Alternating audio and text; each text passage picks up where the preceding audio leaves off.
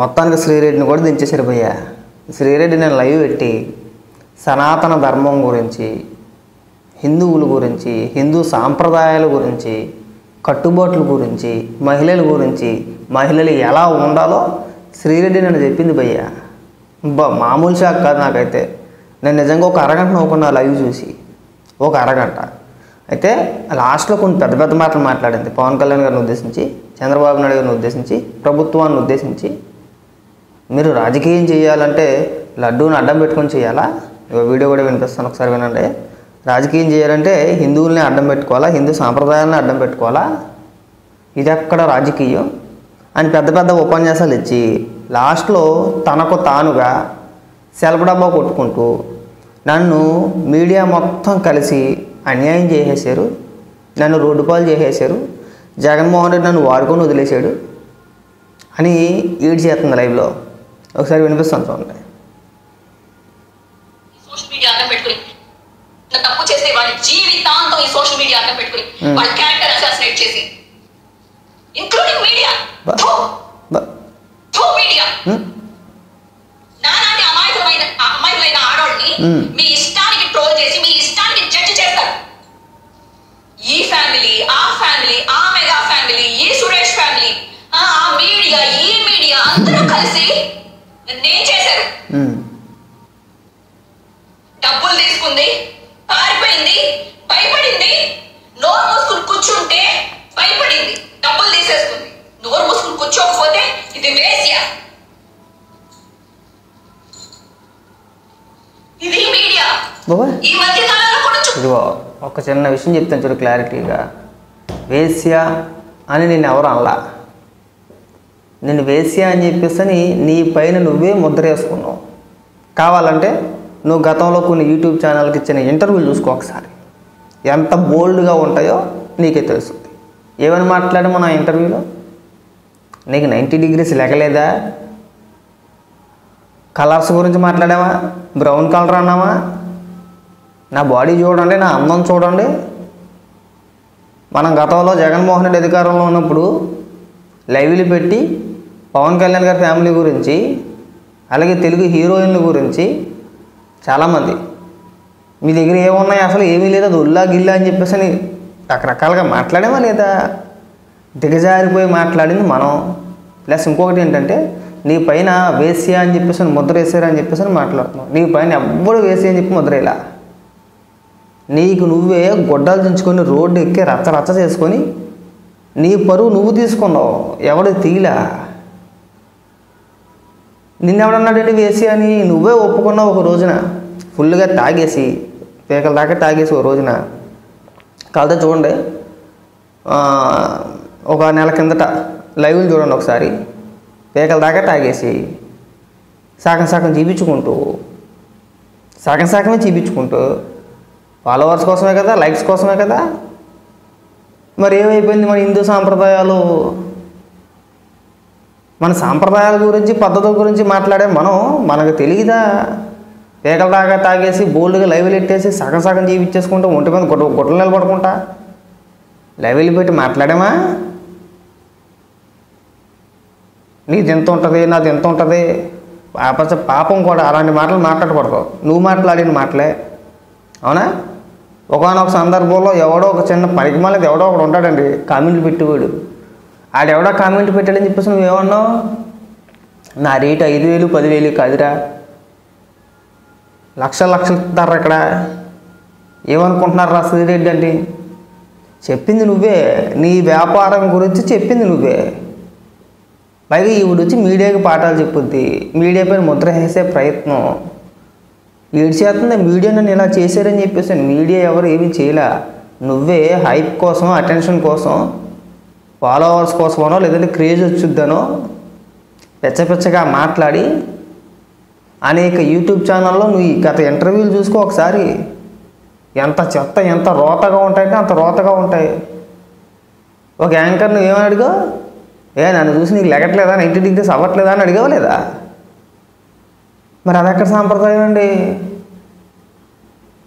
నువ్వు దయచేసి హిందూ సాంప్రదాయాల గురించి, పద్ధతుల గురించి, మహిళల గురించి, మహిళల కట్టుబాట్ల గురించి నువ్వు మాట్లాడు. మంది ఎత్తే మనం ఏం చేస్తాం మనకే తెలియదు. మన ఒంటి మీద బట్టలు మనకు నిలబడవు. మనం లైవ్లో ఏం మాట్లాడతాం మనకు తెలియదు. నువ్వు సాంప్రదాయాల గురించి మాట్లాడేదానివి, పవన్ కళ్యాణ్ గారి గురించి మాట్లాడేదానివి, ప్రభుత్వం గురించి విమర్శించేదానివి. జనాలు ఏమన్నా పెంచోళ్ళ? ఎవడండి మిమ్మల్ని నాశనం చేసేసింది? ఎవడండి? ఎవడు చూపించాడు? ఒకసారి చెప్పి ఒకటి పేరు చెప్పు. ఇక పలానా వ్యక్తి నా జీవితాన్ని రోడ్డు పాలు చేసాడని చెప్పేసి. నీ జీవితాన్ని నీ అంతటా నువ్వు రోడ్డు పాలు చేసుకున్నావు. అర్ధనగ్నంగా రోడ్డు మీద కూర్చొని నగ్నంగా గొడ్లేపుకొని కూర్చొని రోడ్డు నీడ్చుకున్నది ఎవరండి? నువ్వు. ఆడెవడో రామ్ గోపాల్ వర్మ చెప్పాడని చెప్పేసి పవన్ కళ్యాణ్ గారు అమనాభూతులు తిట్టింది నువ్వు. నీ జీవితాన్ని ఎవడో నాశనం చేసేలా నీ చేతిలో నీకు నువ్వే నాశనం చేసుకున్నావు. నీ పైన వేసి అని చెప్పేసి ఎవడో ముద్రేలా నీ అంతటా నువ్వు చెప్పుకున్నావు. నేను చేసే వ్యాపారం ఇది, నాకు ఇక్కడ లక్షలు ఇస్తారో 5,000కి 10,000కి వచ్చే ఫిగర్ అనుకుంటున్నారా నన్ను అని మాట్లాడింది నువ్వే. ఎవడో నీ పైన ముద్ర వేసేలా, పైగా పక్కనోడి మీద తోసేయడం కాదు. అవకాశం దొరికినప్పుడల్లా గెటప్ వేస్తుందండి.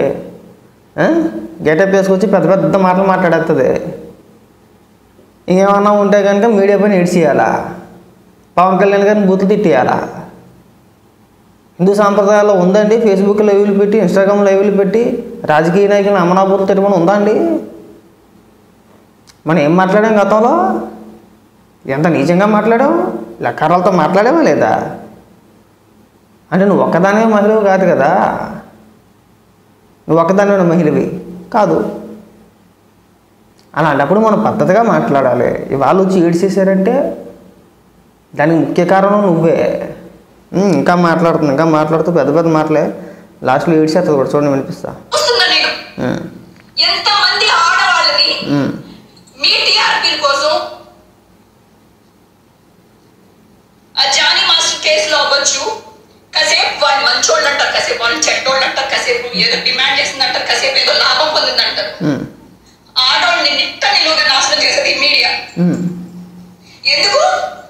నేను నమ్ముకున్న వైఎస్ఆర్సీపీ పార్టీ, ఇంత సపోర్ట్ చేసిన వైఎస్ఆర్సీపీ పార్టీ నన్ను ఎందుకు దగ్గర తీయలే? మీడియాకి భయపడి. మీడియాకి భయపడి కాదు, నీకు భయపడి. మీడియాకి భయపడి కాదు, నీకు భయపడి. నువ్వు నైట్ మంది ఎత్తి ఏం మాట్లాడతావో, ఎలా మాట్లాడతావో నీకు తెలియదు.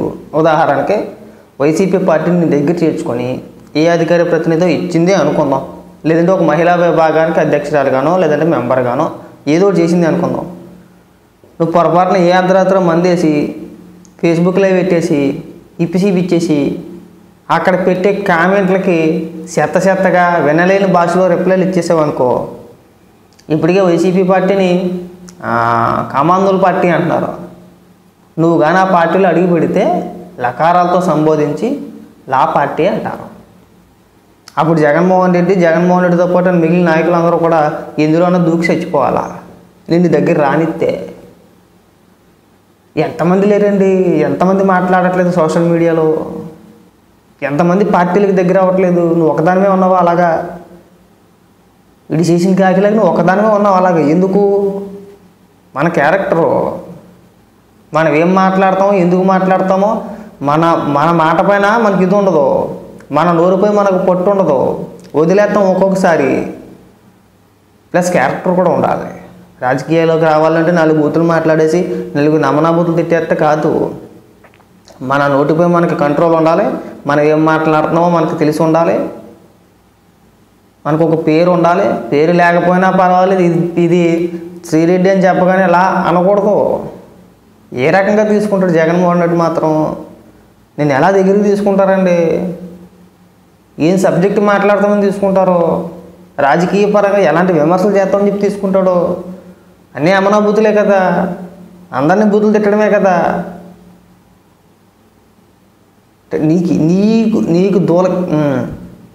నీకు ఒళ్ళు కొవ్వెక్కి మాట్లాడు,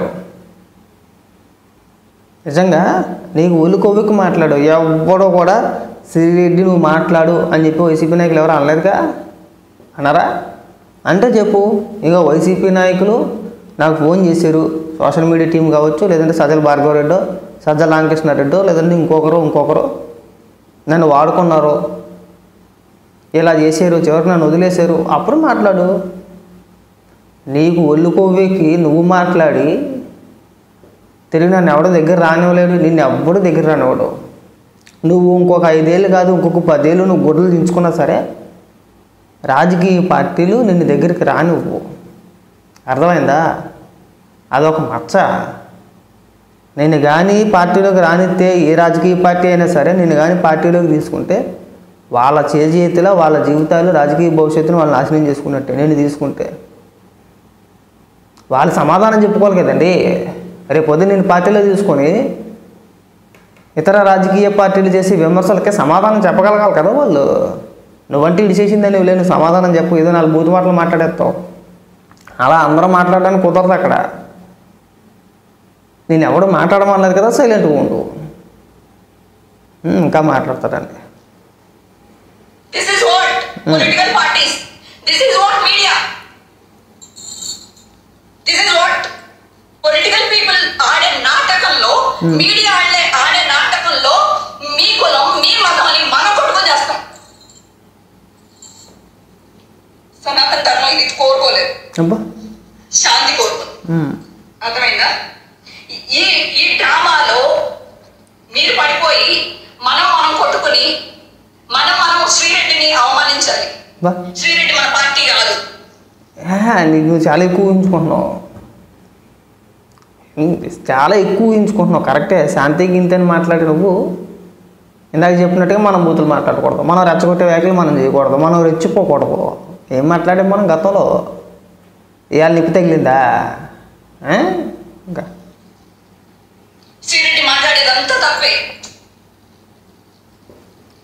ఇంకెన్ని రోజులు కులం, ఇంకెన్ని రోజులు మతం, ఎన్ని రోజులు కొట్టుకుందాం చెప్పండి? ఏం సుఖపడుతున్నాం ఇలా కొట్టుకుని? ఈ రాజకీయానికి ఎన్ని రోజులు బలి అవుతాం మనం? సరే, తప్పు చేస్తే బాగా చెప్పావు. కానీ ఇక నుంచి నువ్వు ఎవరిని తిట్టకుండా, ఎవరిని పనులెత్తి మాట అనకుండా నీ పని నువ్వు చేసుకొని రాజకీయంగా ప్రజలకు పనికొచ్చే విధంగా బూతులు లేకుండా నువ్వు ఎవరినైనా విమర్శించు. నిన్ను ఎవ్వడు ఏమనడు. నువ్వు అడిగిన దానికే సమాధానం చెప్తాడు. నువ్వు ప్రశ్నించిన దానికంటే నువ్వు విమర్శ చేస్తే విమర్శిస్తారో, నువ్వు బూతులు తిడితే నేను బూతులు తిడతారో, నువ్వు సబ్జెక్ట్ పరంగా మాట్లాడితే సబ్జెక్ట్ పరంగా మాట్లాడతారు. ఈ 1-2 నెలలు అనుకుంటా సైలెంట్గా ఉన్నావు. ఎవడైనా ఎక్కడైనా నిన్ను పని ఎత్తి మాట అన్నాడు ఎవడైనా? ఈ 1 నెల రోజులు ఎవడో అనలేదు కదా. ఎవడో కూడా శ్రీరెడ్డిని ఒక్క మాట అల్లా ఈ 1 నెల రోజులు కూడా. చూడు ఎంత ప్రశాంతంగా ఉన్నావు.